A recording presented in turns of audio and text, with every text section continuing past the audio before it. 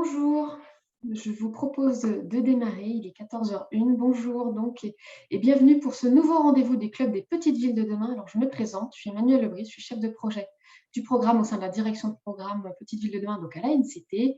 Il s'agit aujourd'hui d'un webinaire qui revient sur la question de l'ORT. Nous nous étions déjà vus autour de ce sujet le 15 octobre dernier lors d'un rendez-vous qui nous avait permis de décrypter les ORT, avec la présence de monsieur le préfet Roland Mouchel-Bézot, donc coordinateur interministériel des ORT et par ailleurs directeur du programme Action Cœur de Ville, et aussi David Laboret, donc chef de projet ORT au sein du ministère de la Transition écologique, qui avait pu répondre à un certain nombre de vos questions. D'ailleurs, vous pouvez retrouver ce webinaire et le support de présentation sur notre page YouTube, dont le lien est accessible sur le site internet Petite Ville de demain. Donc l'ORT, voilà, deuxième fois qu'on y revient. Vous avez bien compris qu'il ne s'agit pas uniquement d'un outil, mais bien aussi d'un facilitateur de projet de territoire qui vous permet de traiter un certain nombre de problématiques, autant que celles que votre collectivité souhaite traiter. Donc nous nous retrouvons aujourd'hui sous un format différent qui n'est pas dédié à l'échange avec des experts, mais plutôt de pouvoir mettre en détail, en évidence, une opération menée au sein d'une petite ville de demain avec, vous le verrez, une large part dédiée aux échanges. Donc à ce jour, nous avons plus de 90% des communes petites villes de demain qui ont signé leur convention d'adhésion. Il était pour nous important de pouvoir une nouvelle fois vous proposer un format qui vous permette de bien appréhender ce que comprend l'ORT et dans la perspective de la convention cadre qui vaut ORT et qui devra être signée sous 18 mois. Donc il s'agit du coup de pouvoir vous montrer et vous inspirer à travers l'intervention que je vais introduire maintenant. Donc, je suis donc ravie d'accueillir Madame Ménard, Françoise Ménard, donc maire de Saint-Jean d'Angély en Charente-Maritime, et le responsable du pôle aménagement et grands projets de la commune, Monsieur Jean-François Damas. Donc, merci à vous de vous prêter à cet exercice. Alors, on en discutait un petit peu en aparté avant le webinaire commence. Vous avez pu bénéficier d'un appui dans votre démarche de revitalisation depuis 2014, avec l'appui notamment de l'État et de l'ANA. Donc, vous avez une certaine antériorité par rapport à des petites villes de demain qui sont un peu plus fraîches dans leur démarche de revitalisation. Donc, c'est aussi pour ça qu'on s'est adressé à vous pour réaliser cet exercice. Nous avons aussi également autour de la table à nouveau David Laborie et Charline Nénig qui seront en capacité de pouvoir répondre à des questions complémentaires aussi sur les ORT. Et nous sommes également accompagnés de Joël Deschamps, donc la direction départementale des territoires du département de Charente-Maritime. Juste avant de vous donner la parole, Madame le maire, quelques petits mots sur la façon dont ça va se dérouler. Donc nous allons donc entendre Madame la maire sur la jeunesse de l'ORT sur son territoire, et puis nous consacrerons un temps important aux échanges. Donc pour cela, n'hésitez pas à poser vos questions dans l'onglet questions-réponses. Nous vous permettrons de les relayer à nos intervenants et pouvoir, dans la mesure du possible, y répondre parfois par écrit. Si vous avez des soucis techniques, n'hésitez pas à nous indiquer cela dans le chat. Je vous propose de pouvoir dès maintenant passer la parole à Madame le maire pour qu'elle puisse vous présenter la démarche. Madame le maire, merci encore et je vous laisse la parole. Merci beaucoup de m'avoir invité à témoigner. Bonjour à tous. Je suis vraiment très heureuse d'apprendre que vous êtes près de 300, donc je suis un peu émue et impressionnée. Voilà, Saint-Jean d'Angély, donc je suis maire de Saint-Jean d'Angély. Je suis également vice-présidente de la communauté de communes dont Saint-Jean d'Angély est la ville-centre en charge de l'économie et du tourisme. Et je suis également conseillère régionale Nouvelle-Aquitaine, présidente de la commission économie. Donc, première diapo. Voilà, Saint-Jean d'Angély est en Charente-Maritime, mais alors, ce n'est pas la partie côtière, donc c'est la partie rurale. Et sous-préfecture de 7 000 habitants, ville-centre d'un territoire d'à peu près 53-54 000 habitants, en fait, qui touche le territoire de Cognac. On a d'ailleurs une partie de notre territoire qui est en vignoble de Cognac. C'est une ville comme beaucoup d'autres villes de France qui, depuis les années 70, était en pleine récession, principalement à cause de la fermeture des PME, comme par exemple l'usine Brossard, qui faisait des biscuits Brossard, qui avait 700 salariés. On a perdu 1000 emplois dans le bois, on a perdu 200 emplois dans l'industrie de la chaussure. Et il n'y a jamais eu de politique de réindustrialisation de ces territoires ruraux. Donc, j'ai été élue en 2014 sur cette idée que l'action politique pouvait redonner un avenir à cette ville, à ma ville, parce que je l'aime beaucoup, et lui redonner aussi de se reforger un destin. Et pour ça, la ruralité aujourd'hui est devenue une vraie terre d'innovation et de créativité, et je crois qu'il faut en profiter. Donc, en 2014, la ville était en faillite, l'hôpital était en faillite, le commerce, il y avait 33% de vacances commerciales, il y avait 30%, il y avait aussi une économie en berne, enfin, voilà, et puis 7 ans après, eh bien, nous avons complètement inversé la tendance. Alors, deuxième diapo. En fait, je dois remercier la préfète de la Charente-Maritime de l'époque, Madame Abolivier, qui un jour m'a téléphoné pour me dire il faut absolument que Saint-Jean-d'Angély soumissionne à l'AMI nationale, à l'époque, revitalisation des centres-bourgs. Donc, nous avons été lauréats de cet appel à manifestation, et donc nous avons eu un chargé de mission financé à 80% pendant 3 ans. Nous avons fait des assises du centre-ville avec l'ensemble des habitants et des acteurs socio-économiques qui ont été extrêmement positives en termes de contenu et en termes de mobilisation. Et parallèlement à ça, il y a eu 2 études qui ont été financées par l'État à 80%, une sur le commerce et l'autre sur le patrimoine. Vous voyez les 2 résultats, 32% de logements vacants en centre-ville, 24% de locaux commerciaux vacants en centre-ville. C'est la difficulté dans laquelle était cette ville. Donc, cette première étape nous a permis de définir un plan d'action de réhabilitation de friches. D'ailleurs, vous verrez, notre plan d'action, ça a été de réhabiliter toutes les friches qui existaient dans cette ville, et il y en avait beaucoup. Diapo suivante. Alors, les actions pour le commerce de centre-ville,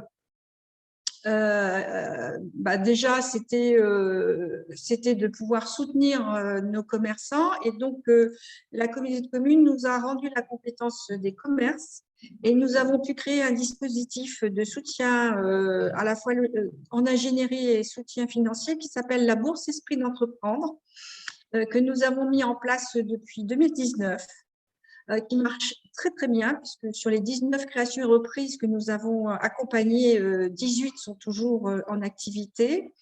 Il s'agit donc d'une coopération avec l'atelier des entrepreneurs de la communauté de communes.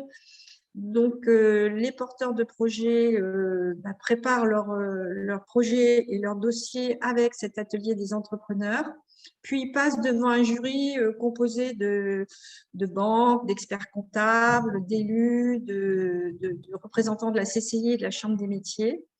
Et à l'issue de ce jury, une aide financière est accordée, et ensuite un suivi pendant 3 ans par cet atelier des entrepreneurs, gratuit, qui est financé par la communauté de communes, donc qui aide beaucoup ces jeunes créateurs qui des fois ne savent pas toujours au niveau juridique et au niveau de la gestion, ou même au niveau communication, ne savent pas toujours faire. Donc voilà, on a des taux de réussite à 3 ans qui sont excellents avec ce service de soutien. Dans le même temps, nous avions des zones commerciales périphériques, et nous avons été extrêmement rigoureux quant à la complémentarité entre les commerces, les quelques commerces qui sont installés en périphérie et le cœur de ville. Et il m'est arrivé à plusieurs reprises de refuser l'installation d'enseignes parce qu'elles faisaient concurrence à des commerces de centre-ville. Et le cabinet qui a fait les études nous a également créé une marque de territoire, l'Esprit Angély.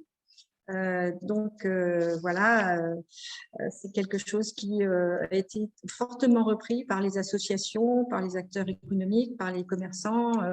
Cet Esprit Angély a été très fédérateur en fait de notre démarche. Diapo suivante. Alors,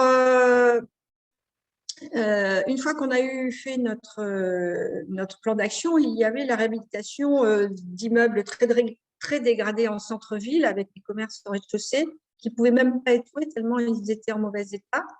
Et notamment un qui vraiment concernait 3 immeubles. Et on a travaillé avec l'établissement public foncier de Nouvelle-Aquitaine. Et comme on était en faillite, donc on n'avait aucune capacité d'investissement, on a demandé à un bailleur social qui s'appelle la CEMIS de porter le projet. Donc, le schéma, c'était que l'EPF achète ces immeubles, nous fasse une subvention de minoration et vende à la CEMIS qui doit réhabiliter ces 3 immeubles. Sauf que le plan de financement montrait un déficit d'opération de 800 000 €. Ce sont des immeubles en secteur sauvegardé, ce sont des chantiers très difficiles d'accès, ce sont des travaux de grande envergure à faire. Et donc, toute la difficulté qu'on a eue, c'est de boucler ce plan de financement qui nous a pris 2 ans. Et en fait, c'est l'ORT. C'est l'ORT, donc je salue Madame Deschamps des services de l'État de Charente-Maritime qui nous a en fait apporté les solutions puisque grâce à la signature de cette ORT, en fait, outre les possibilités de défiscalisation loi de Normandie par les privés, nous ont apporté un accès prioritaire aux aides de l'ANA et notamment au déficit d'opération, ce qu'on appelle le RH Terrorie, et qui nous a permis aussi de renforcer notre droit de préemption sur des commerces ou des installations en périphérie qui ne nous auraient pas convenu. Donc ça, c'est vraiment l'ORT qui a débloqué voilà, le bouclage financier de nos opérations. Donc, en fait, là, une fois qu'on a trouvé les… Et dans le même temps, on a été retenu dans l'AMI Région Nouvelle-Aquitaine qui, elle aussi, va prendre 40% du déficit d'opération de ce qu'on appelle, entre nous, l'îlot des Bans. C'est un îlot qui est rue des Bans à Saint-Jean-d'Angély. Donc, du coup, 40% l'ANA, 40% le département, la région Nouvelle-Aquitaine, 10% du département et 10% de la ville de Saint-Jean-d'Angély. Alors, comme on n'a pas du tout de sous, en fait, on a trouvé ces 100 000 € en vendant nos droits immobiliers au bailleur social qui a des logements sociaux sur Saint-Jean-d'Angély. Vous voyez, il faut beaucoup de créativité pour financer ces réhabilitations en cœur de ville. Et dans le même temps, on a également fait nos pas avec la communauté de communes, notamment l'assistance des propriétaires de cœur de ville pour effectivement réhabiliter lutter contre la précarité énergétique, l'habitat indigne, les économies d'énergie, parce que la vacance en centre-ville, dans ces villes moyennes, s'accompagne aussi d'une dégradation très importante des bâtiments. Diapo suivante.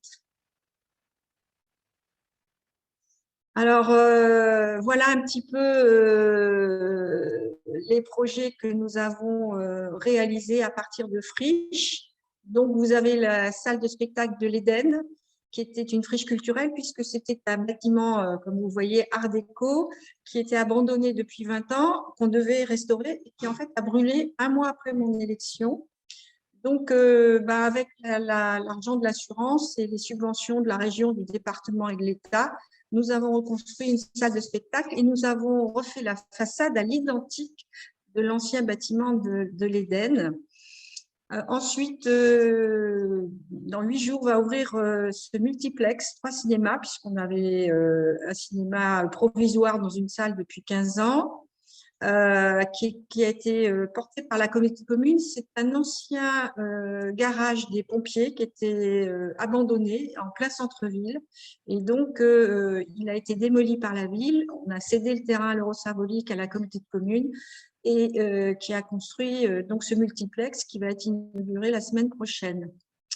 Nous avons aussi l'abbaye royale, qui est une abbaye du XVIIe siècle, puisque donc Saint-Jean-d'Angély est une ville historique, patrimoniale.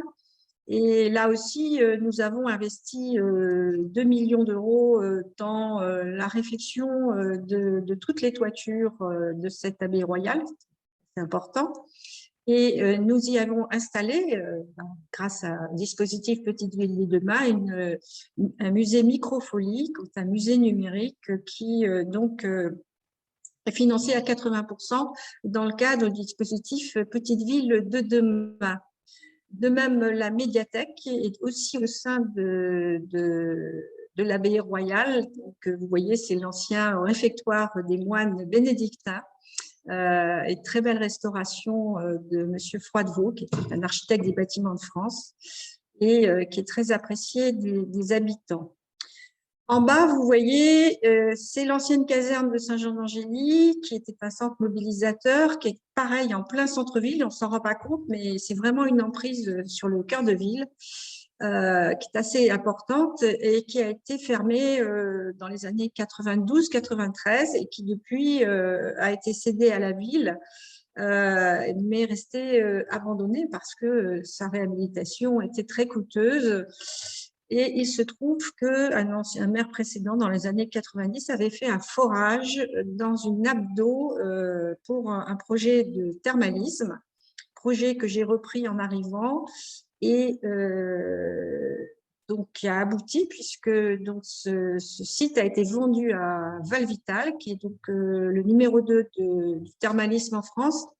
Et donc les démarches sont en cours pour ouvrir une station thermale à visée rhumatologique pour 5000 curistes en 2025. Et donc, voilà, en ce moment, on travaille sur l'agrément. Donc, le dossier va être déposé auprès du préfet et sur le projet de conception de l'établissement avec une résidence de 50 logements 3 étoiles pour les curistes.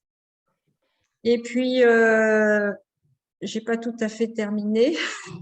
Voilà, donc là, je passe sur les installations sportives, la base nautique, et vous avez à droite le musée, qui est une friche immobilière et qui a été transformée par la ville en musée des Cordeliers, qui est un des musées de Poitou-Charentes qui est le plus fréquenté, avec une très belle exposition permanente sur les croisières Citroën, donc au XXe siècle. Diapo suivante. Nous avons, du fait du projet Station Thermale, beaucoup d'investisseurs qui sont en train de réhabiliter des hôtels abandonnés depuis 15 ans, 20 ans, de réhabilitation privée, et qui peuvent défiscaliser au travers du Denormandie. Nous avons aussi un programme de soutien financier pour les bailleurs privés qui feraient du locatif meublé. Diapo suivante. Alors, voilà, c'est le programme dont je vous parlais, que je vous ai décrit, hein, l'îlot des bancs, avec 3 boutiques et 7 logements. Et une fois qu'on a bouclé les problèmes financiers, on a le problème d'acquisition foncière. Donc, il y a l'établissement public foncier a acheté déjà 2 immeubles. Et le 3e, on est obligé de faire une déclaration d'utilité publique parce que le propriétaire en veut le double de sa valeur fixée par les domaines. Donc, on est obligé de faire une démarche de DUP qui est en cours. Dernière diapo. Voilà, en projet, en fait, comme j'ai beaucoup aussi axé mon action sur le développement économique, ça commence à porter ses fruits. On a à peu près 500 emplois qui vont être créés dans les 3 ans qui viennent. Donc, la question du logement est majeure. Donc, dans toutes les dents creuses de notre centre-ville, nous essayons de développer du logement en propriété, en accession à la propriété, donc un programme Prime Access. Un autre îlot friche commerciale en cœur de ville pour une résidence étudiantes seniors avec un ascenseur. On a aussi un gros projet de réhabilitation de voirie du cœur de ville parce que vous voyez, les pavés sont absolument épouvantables et on a des gens qui chutent et ils sont très, très abîmés. Sauf que on en a pour 4,8 millions d'euros et pour le moment, on ne sait pas comment on va financer tout ça. Et le dernier point, c'est un schéma directeur paysager du cœur de ville avec le soutien des services de la DREAL et du paysagiste Conseil d'État, de façon à avoir, parce qu'on a une ville très minérale et on voudrait absolument aménager des petites places, puisqu'il y a des petites places, et donc on va travailler avec la DREAL. Voilà. J'en ai terminé, j'aurais mille choses d'autres à dire, mais je crois qu'il vaut mieux laisser Ça va venir. à vous tous la possibilité de poser des questions. Merci Madame le maire. Je vous propose voilà, de passer à la phase de questions-réponses. Votre intervention a suscité quelques interrogations. Je vais me permettre de les relayer dans un ordre différent de celui qui nous a été proposé. Ça tombe très bien puisqu'on finit notamment sur une vue satellite qui m'amène à vous poser la question du périmètre ORT, à savoir comment vous l'avez travaillé. Vous avez évoqué dans les grands projets de la collectivité que tous les bâtiments se situaient en centre-ville, ou en tout cas très très proche du centre de la commune. Est-ce qu'ils font tous partie? Et en tout cas, comment vous avez défini ce périmètre et en quoi l'ORT et ce périmètre a joué un rôle dans les réhabilitations? En fait, on a un secteur sauvegardé, donc, qui est le centre historique de Saint-Jean-d'Angély, et une partie médiévale et une partie 19e, du temps de la splendeur du commerce du cognac. Et en fait, les taux de vacances, l'étude a montré que les vacances étaient en fait sur ce secteur sauvegardé. C'est-à-dire qu'on avait à la fois des très beaux hôtels particuliers 19e, mais à la fois du bâti qui était très dégradé, où il y avait beaucoup de précarité ou qui était carrément abandonné. Donc, parce que les propriétaires étaient âgés ou habitaient à l'extérieur ou très loin de Saint-Jean-d'Angély et ne s'occupaient plus de leur bâti.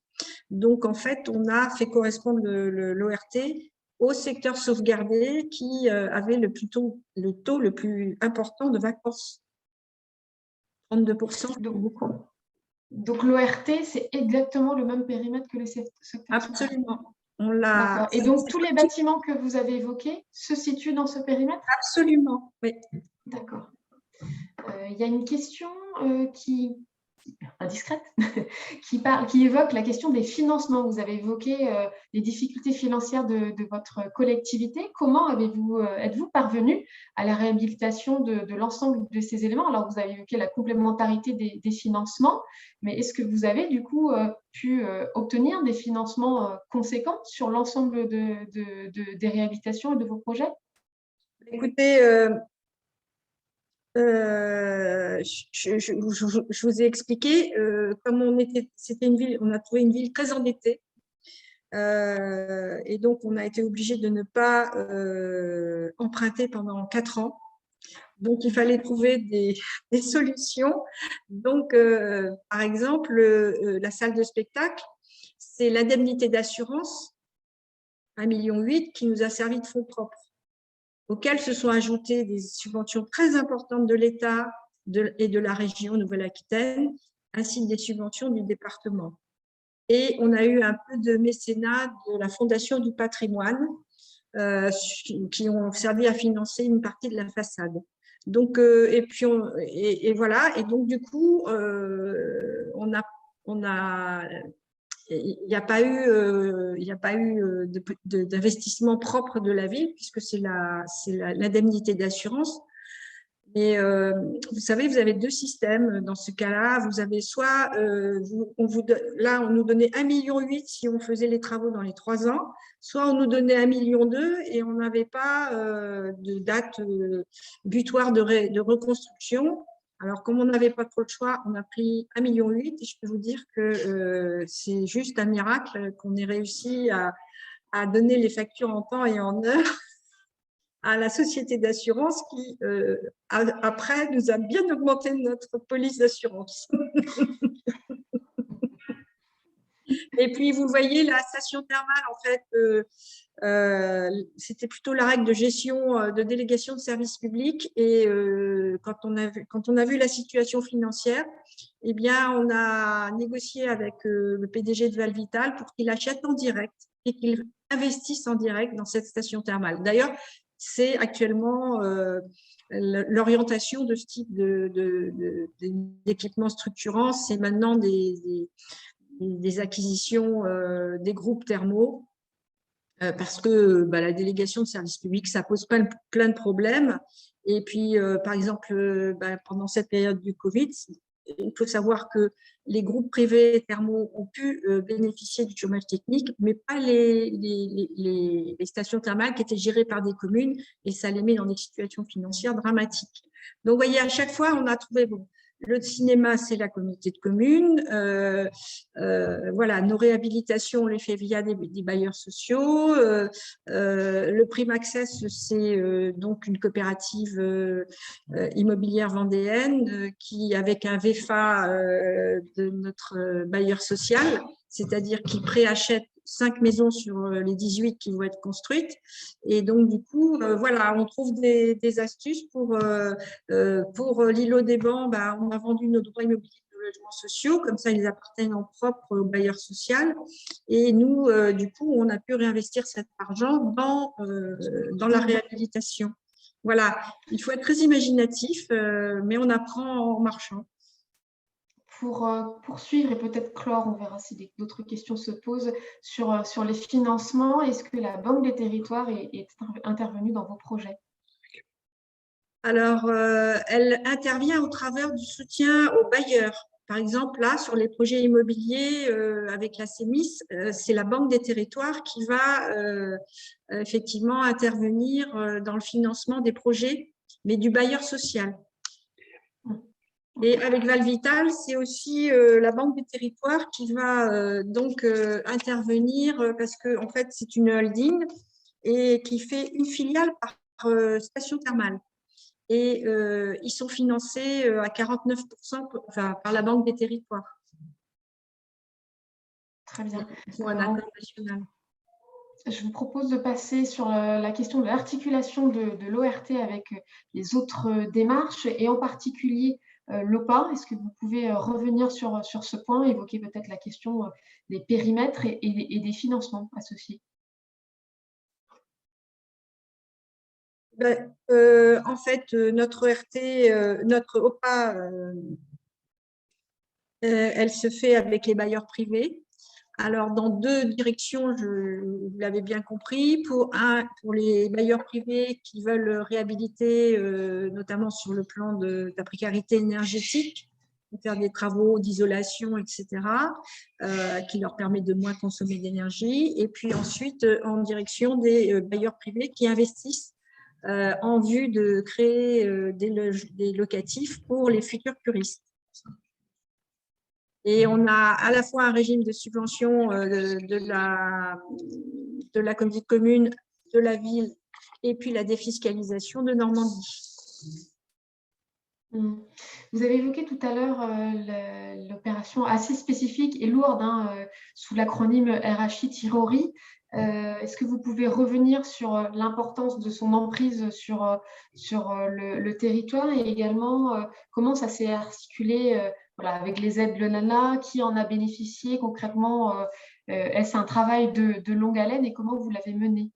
Alors là, je parle sous le contrôle de Madame Deschamps parce que c'est avec elle, c'est avec notamment elle et le service de l'Adréal et de l'ANA que nous avons travaillé. Il faut savoir que c'est le premier dossier de RH-TIRORI en Charente-Maritime. Donc, c'est quand même assez complexe pour rien vous cacher. Mais c'est la seule solution que l'on a. Donc, en fait, on travaille avec les services de l'État, avec la sous-préfète pour monter les dossiers. Ensuite, il y a un avis départemental qui est transmis ensuite au niveau national. Et donc là, notre dossier a été jugé éligible donc par la Commission nationale. Comme on a ce problème d'acquisition du troisième immeuble, on n'a pas pu faire un devis, une estimation financière précise. Donc on attend que le juge nous autorise à rentrer dans le bâtiment pour pouvoir faire une évaluation précise des travaux à effectuer. Et à ce moment-là, on enverra donc le dossier complet à l'ANA, à la Commission nationale de l'ANA, qui, je l'espère, prendra un avis favorable. Du côté de la région Nouvelle-Aquitaine, on a déjà un accord de principe pour la prise en charge des 40% du déficit d'opération. C'est plus simple. Et c'est la CEMIS qui va en bénéficier. Hein. Ce n'est pas la ville, hein. C'est l'opérateur qui va en bénéficier. Je propose à David Laboré de prendre la parole, puisque tu l'as demandé. Ouvre ton micro, par contre. Merci. Vous m'entendez? Juste pour rebondir sur la question de l'OPA et de son articulation avec l'ORT. Donc, Madame le maire a très bien exprimé déjà sur le de Normandie dans l'ancien, qui est une opportunité effectivement pour défiscaliser des investisseurs qui se lancent dans l'acquisition d'immeubles anciens pour les rénover en vue de les louer, et donc un dispositif fiscal qui a été identifié comme très intéressant par rapport même à d'autres dispositifs comme louer abordable ou le déficit foncier. Donc le de Normandie dans l'ancien est un dispositif jeune mais qui tend à se développer, et j'attire l'attention sur le fait qu'on a créé une page internet qui donne vraiment toutes les ficelles du de Normandie dans l'ancien, et on ouvre également une plateforme de discussion autour du de Normandie dans l'ancien avec des spécialistes de la question tels que l'ADIL du Maine-et-Loire et notre service de la fiscalité du logement à la DHUP. Donc, c'était la parenthèse sur le de Normandie. On pourra y revenir. Par rapport à l'OPA, donc effectivement, c'est le deuxième gros outil de l'ORT, mais c'est un dispositif qui existe, bien sûr, en dehors de l'ORT. Nous, ce qu'on a juste voulu faire, quand on dit que l'ORT vaut OPA, c'est l'ORT peut valoir OPA déjà, c'est-à-dire que ce n'est pas obligatoire. Si on a une OPA en route et que parallèlement une ORT se met en place, eh bien l'idée c'est de pouvoir avoir un seul comité de pilotage, avoir aussi un seul document, de manière à minimiser ces temps de réunion et de mobilisation des uns et des autres, de montage de copiles, etc. Enfin voilà, ça ne va pas beaucoup plus loin que d'articuler de façon cohérente deux dispositifs qui, de toute façon, sont très complémentaires. C'est-à-dire que l'OPA est là pour réhabiliter des logements et l'ORT est là, mais comme petite ville de demain, pour agir sur tous les autres leviers de la revitalisation. Si par exemple on a une OPA intercommunale, une opération programmée d'amélioration de l'habitat qui va venir aider des travaux d'amélioration sur les petites communes autour de la ville-centre, eh bien le dossier d'ORT peut simplement mentionner dans une fiche action, voilà, on a une OPA sur l'ensemble du territoire, et si on a une OPA qui est à l'intérieur, cette fois, du périmètre du centre-ville de l'ORT, à ce moment-là, c'est une fiche action à part qui va dire, ben voilà, on avance de concert, si éventuellement l'OPA renouvellement urbain qui intègre aussi une composante de RHI-Tirori, c'est-à-dire de résorption de l'habitat insalubre, si cette OPA RU est intéressante, qu'elle produit des résultats et qu'elle était appelée à se terminer, par exemple, cette année, l'ORT va permettre de discuter avec les représentants de l'ANA au plan local pour voir si on peut éventuellement la prolonger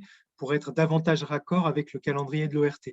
Donc, vous voyez, cette dynamique entre OPA et ORT, c'est une dynamique qui, d'une part, permet d'unifier les lieux de réflexion et les comités de pilotage, et d'autre part, éventuellement, de prolonger cette OPA si le bilan tiré de l'OPA à mi-parcours nécessite soit de corriger le tir au niveau du périmètre, soit d'aller plus loin.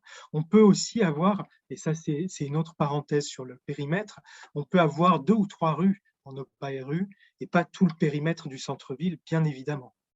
Voilà.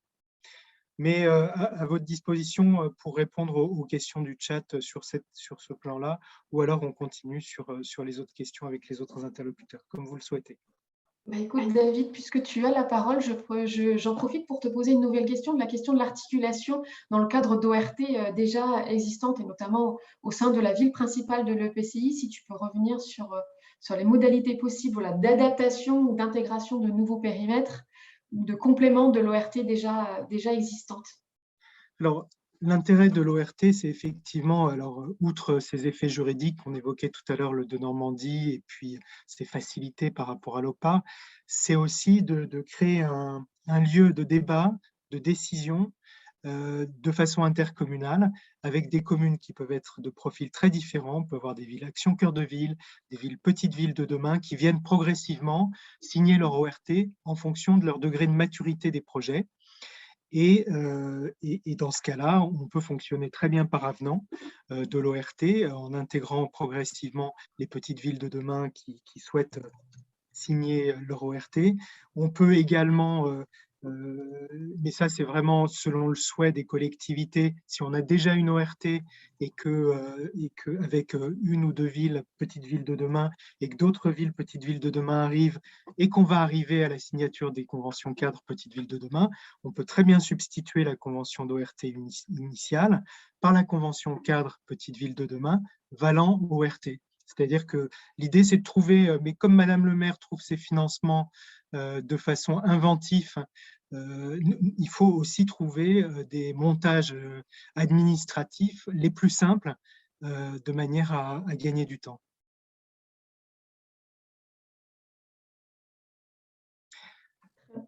Merci beaucoup. J'avais vu une question, pardon, j'avais vu une question sur le commerce et l'ORT, donc je ne sais plus exactement quelle était la nature de la question, mais ce qu'il faut savoir, c'est que la mesure phare sur le commerce, quand on est en dispositif ORT, c'est de pouvoir attirer des moyennes surfaces qui normalement passeraient en CDAC, c'est-à-dire demanderaient une autorisation d'exploitation commerciale parce que dépassant par exemple 1000 m² de surface, dès lors qu'elle rentre et qu'elle fait son projet dans le centre-ville correspondant au secteur d'intervention de l'ORT, eh bien, elle est dispensée de passage en CDAC. Donc ça, c'est dans un raisonnement complémentarité entre petits commerces de centre-ville et moyenne surface qui viendraient en centre-ville pour jouer un rôle de locomotive commerciale et de complémentarité avec le petit commerce en place. Voilà, c'était une parenthèse, mais je crois que la question n'était pas exactement celle-ci sur le commerce.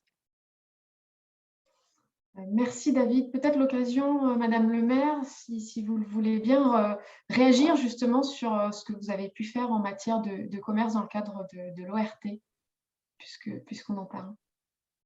Et en fait, on a poursuivi notre programme d'action de revitalisation commerciale. Et donc, on l'a intégré, en fait, il était préexistant à l'ORT, donc on a intégré la fiche au sein de l'ORT, et notamment ce dispositif Bourse Esprit d'entreprendre dont je vous parlais, qui est, parce qu'on avait, faut aussi parler de ses échecs, on avait un précédent dispositif qui s'appelait Boutique Plus, avec un système de parrainage privé entre commerçants pour développer la solidarité, mais en fait, il n'a pas du tout fonctionné. Donc, du coup, on a complètement changé. Et depuis qu'on a ce nouveau dispositif Bourse Esprit d'entreprendre, avec cet accompagnement par l'atelier des entrepreneurs et ce jury qui est une étape importante parce que, voilà, pour le commerçant qui prépare son dossier, passer devant un jury, bah, ça l'oblige à préparer et du coup à nouer des liens avec la technicienne de l'atelier des entrepreneurs, la confiance. Et donc, du coup, on se rend compte que cet accompagnement, c'est aussi ce qui fait la réussite. Et donc, on a vraiment des belles réussites. On a notamment une librairie. Moi, je n'aurais pas parié un sou sur sa réussite, mais on a des vrais professionnels. On a des jeunes qui sont vraiment très compétents et elle anime. Ils font beaucoup d'animation, en fait, les jeunes commerces. les jeunes qui reprennent des commerces, ils font beaucoup d'animations, d'ateliers, et du coup, ça devient des lieux de vie et ils attirent énormément de clientèle qui trouvent autre chose que dans les grandes surfaces. Et puis, surtout, pour nous, l'ORT, c'est un moyen de contrôler la périphérie, hein. Donc, là, on a le groupe Blacher qui carrément un peu mis à la porte, qui voulait faire une boulangerie, en plus, la boulangerie industrielle, sur un des ronds-points de la périphérie. Et comme on a quand même nos boulangeries en cœur de ville qui font du très bon pain, je lui ai dit qu'il n'en était pas question. Et il est allé à Rochefort. Il n'y a pas d'ORT à Rochefort. Et en fait, ça pose un vrai problème parce qu'il y a une levée de bouclier des commerçants du centre-ville par rapport à l'installation de ce groupe en périphérie de Rochefort. Donc ça, c'est un vrai levier, hein, le fait de pouvoir bloquer, on peut même bloquer avec l'ORT une CD assez positive, hein, donc ça, c'est quand même important. On a cinq territoires comme ça qu'on connaît, mais je pense qu'il y en a qui ne nous sont pas remontés, de territoires effectivement qui ont mis à exécution via le préfet cette suspension de projets en périphérie, mais pas pour stopper net tout développement en général, mais plutôt pour faire revenir à la table de la négociation des porteurs de projets qui jouent la concurrence entre une ville et une autre, avec un chantage à l'emploi, plutôt les faire revenir à la table de la négociation pour leur dire, vous voulez vous développer, mais venez plutôt sur le centre-ville ou développer des activités à l'extérieur de la ville qui sont compliquées à mettre en centre-ville parce que ça nécessite du stockage, du flux de camions, de la manutention dont on ne peut pas trouver les espaces en centre-ville.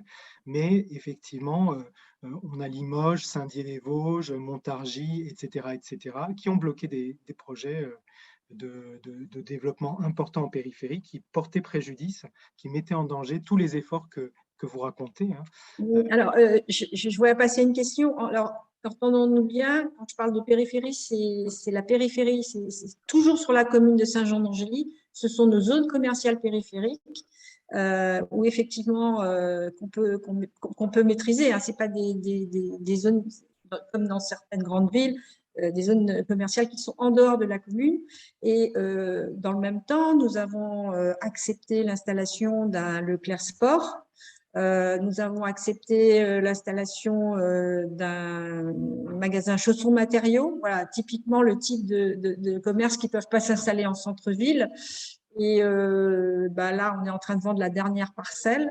En alimentaire, le SCOT ne nous permettait plus de toute façon d'installer des surfaces commerciales alimentaires. Mon seul regret, c'est Biocop. J'aurais bien aimé qu'il s'installe en centre-ville, mais il n'a pas voulu.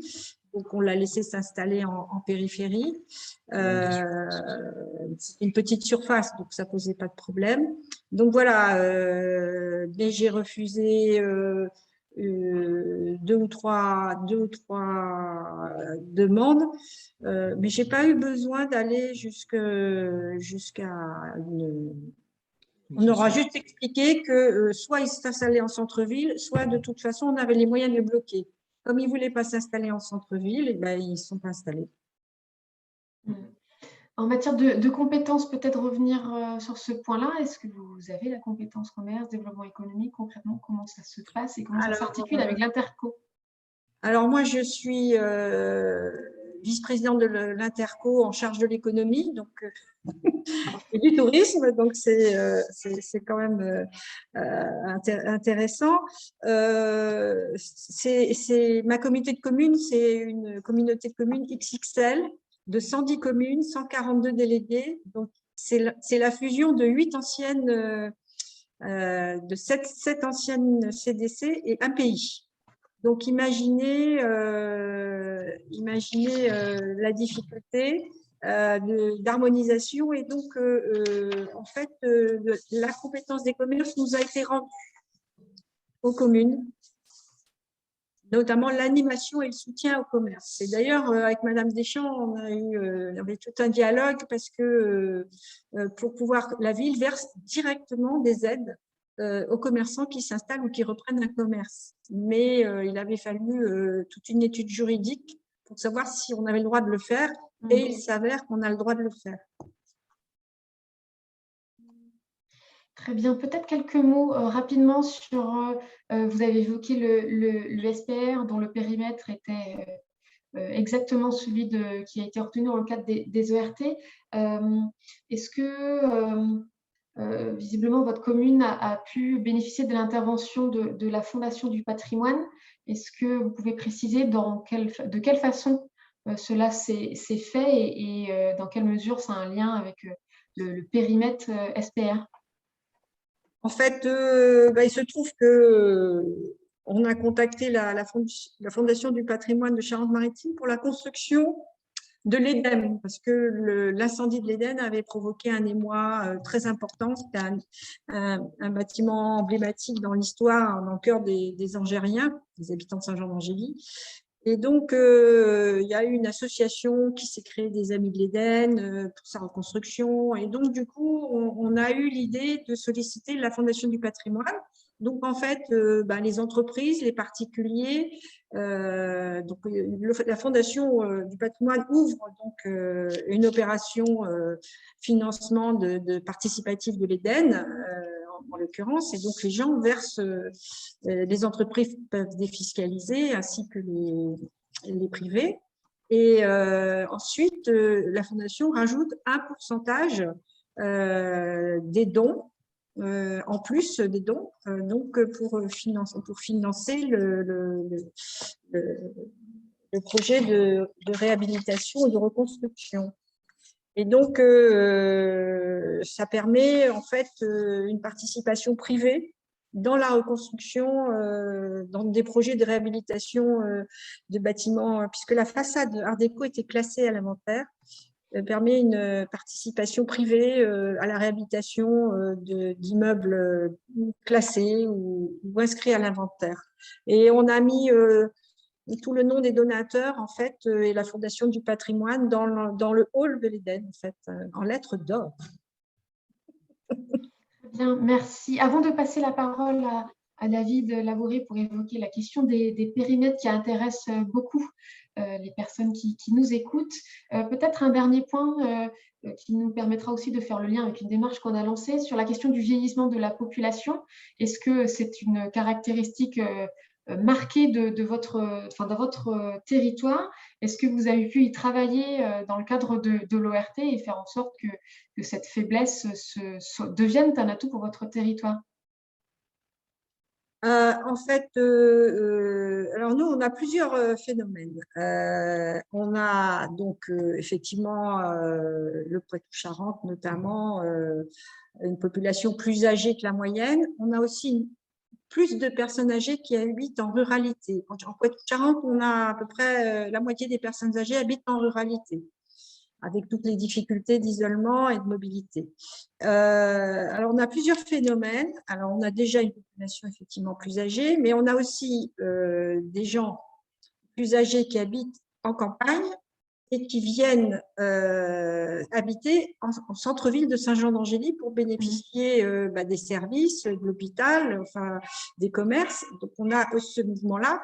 Et depuis le confinement, sur tout l'ouest de la France, on a des jeunes retraités parisiens qui viennent habiter, mais c'est impressionnant. Le nombre de Parisiens qui achètent, ça fait 3 ans qu'on bat des records de droits de mutation, qui achètent l'immobilier à Saint-Jean-d'Angély parce que La Rochelle étant très chère, du coup, ils sortent un peu de La Rochelle, ils tombent sur Saint-Jean, ils tombent amoureux de la ville et ils achètent une maison. C'est à peu près le schéma.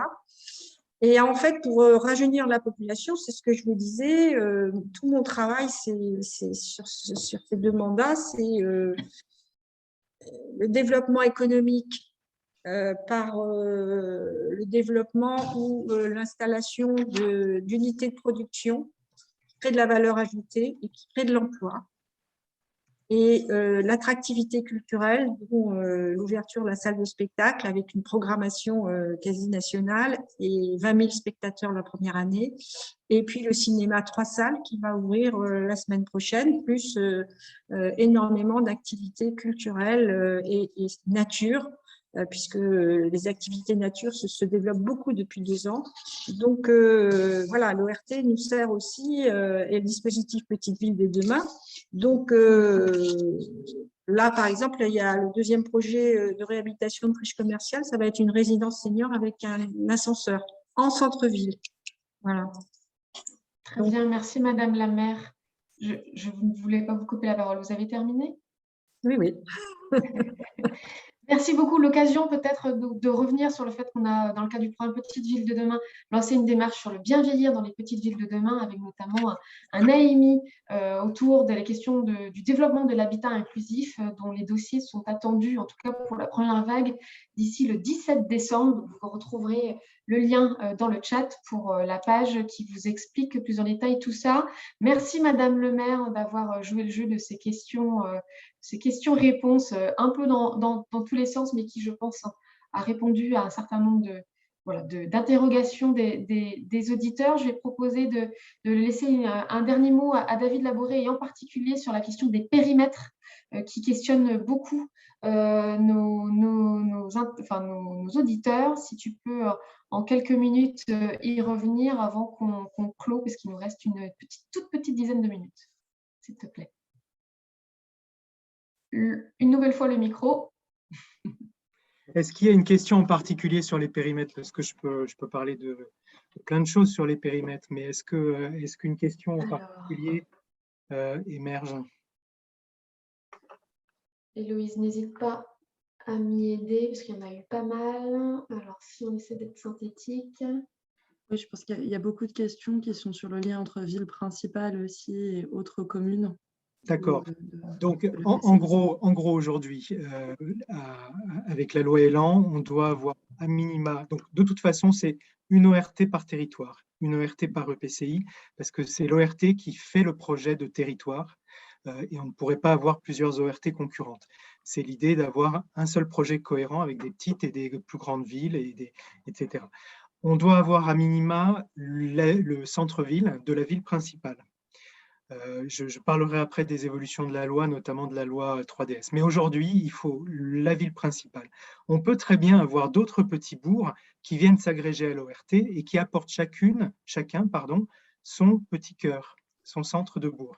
Et à ce moment-là, on a un périmètre sur le grand centre-ville de la ville principale, mais aussi un périmètre pour chacun des centres-villes, des villes signataires. Pour ça, il nous faut effectivement avoir un projet. C'est parce que celui qui rentre dans l'ORT, c'est parce qu'il veut faire quelque chose sur son centre-ville, donc il faut des actions à l'intérieur de ces secteurs d'intervention. Aujourd'hui, on est en discussion à l'Assemblée sur la loi 3DS, qui peut créer des exceptions pour des villes principales qui ne veulent pas rentrer en ORT, et de malgré tout permettre à des petites villes de demain, par exemple, de signer leur ORT sans la ville principale. C'est une exception à la main du préfet, dès lors que 2 conditions sont réunies, c'est-à-dire qu'on a une seconde ville qui fait office de ville principale relais et qui est suffisamment éloignée, avec une rupture géographique suffisamment importante avec la ville principale. Voilà les quelques évolutions à venir de l'ORT. Sinon, sur les périmètres, je ne sais pas si tu avais d'autres questions. Je pense qu'on a à peu près fait le tour. L'occasion pour moi de relayer auprès de vous, Madame le maire, toutes les félicitations dans le chat pour à la fois votre intervention et votre action sur le territoire. Je pense que vous y avez accès, donc profitez-en. Merci. Merci à tous. Vraiment, ça nous fait du bien parce que c'est beaucoup de travail. on se sent parfois un peu oublié par rapport à des métropoles ou des grandes villes plus brillantes. Et du coup, voilà, je voulais vous remercier d'avoir permis de mettre en valeur une de ces villes où pourtant la qualité de vie est exceptionnelle et qu'on devrait redécouvrir plutôt que de faire 2 heures d'embouteillage, par exemple, à Bordeaux le matin et le soir, et remettre des emplois dans nos territoires, c'est redonner de la vie à nos territoires. Et je pense que de ce point de vue, on est très aidé par la région Nouvelle-Aquitaine, mais je crois que c'est vraiment une orientation que devrait prendre notre pays. Nous l'évoquons avant que le webinaire commence aussi. Vous avez recruté très récemment votre chef de projet Petite Ville de demain. C'est une information que l'on peut aussi partager avec nos auditeurs. On est autour de 230, Madame le maire, 230 personnes à vous avoir écouté. Il y a beaucoup encore certainement d'autres questions assez techniques. Je vous rappelle que les référents Petites Villes de demain au sein des préfectures et au DDT, et merci à Madame Deschamps de cette tenue à disposition aussi pour pouvoir répondre aux questions. Voilà, les référents Petites Villes de demain sont bien à votre disposition sur l'ensemble de la démarche Petites Villes de demain et en particulier dans le cadre de la définition du projet ORT et de façon générale de votre projet de territoire. David, souhaitais-tu avoir un petit mot de la fin avant qu'on conclue définitivement? Oui, d'une part, dire qu'on répondra aux questions du chat. Avec la diffusion des supports, c'est évident que toutes les questions qui sont posées doivent avoir une réponse. Dire aussi qu'aujourd'hui, on a 439 villes qui ont signé leur ORT, parmi lesquelles on a 112 villes petites villes de demain et 210 villes Action Cœur de Ville. Donc, c'est des grosses... Voilà, c'est des gros dispositifs qui se déploient au plan national et avec de nouveaux effets juridiques qui devraient apparaître très prochainement autour des biens sans maître et des biens en état manifeste d'abandon pour que les villes puissent récupérer des immeubles à l'abandon de façon plus aisée. Voilà. Alors, je voudrais vous présenter donc Anthony, qui est notre nouveau chargé de mission, qui est arrivé depuis 1 mois, qui est tout de suite dans le bain. Parce que là, on a plein de salariés qui arrivent et qu'il faut qu'on loge. Donc, voilà, c'est une de ses tâches. Et puis, Jean-François Damas, qui est mon chargé de développement et qui gère particulièrement le projet thermal. Et voilà, c'est très important aussi d'avoir des gens compétents autour de soi parce que tout seul, on n'y arriverait pas. Et voilà, je voulais aussi remercier les techniciens. Bien, merci Madame la maire de finir sur ces derniers mots. Donc voilà, vos interlocuteurs privilégiés, vous l'avez bien compris, une nouvelle fois, on se permet d'insister là-dessus. C'est bien vos référents petites villes de demain au sein des directions départementales des territoires ou des préfectures. Si jamais vous avez encore peut-être des difficultés à pouvoir l'identifier, n'hésitez pas à écrire à l'adresse générique Petite Ville de demain pour qu'on puisse vous orienter vers les beaux interlocuteurs. Merci d'avoir une nouvelle fois participé à ce webinaire et à des formats que vous voyez qu'on développe au fil de vos besoins. Pour vous dire aussi que dans le cadre de la construction de votre projet de territoire, nous avons développé un socle de formation qu'on avait délivré au mois de juin dernier et qu'on renouvelle en janvier avec nos principaux partenaires. Donc, n'hésitez pas à vous faire connaître et à manifester votre intérêt et à vous y inscrire. Les premières dates, les nouvelles dates auront lieu dès janvier. On est en train de caler tout ça. Héloïse, je pense, doit mettre dans le chat le lien d'inscription vers le formulaire. Et puis, je vais terminer sur le fait d'une nouvelle fois de vous remercier. Merci à chacun de nos intervenants que l'on a vus en intervention audio ou les petites mains qui ont pu répondre aux questions par écrit. Merci beaucoup à vous et on vous donne très bientôt rendez-vous pour une prochaine séance qu'on vous concocte actuellement. Merci beaucoup et très bonne journée à vous. Au revoir. Au revoir.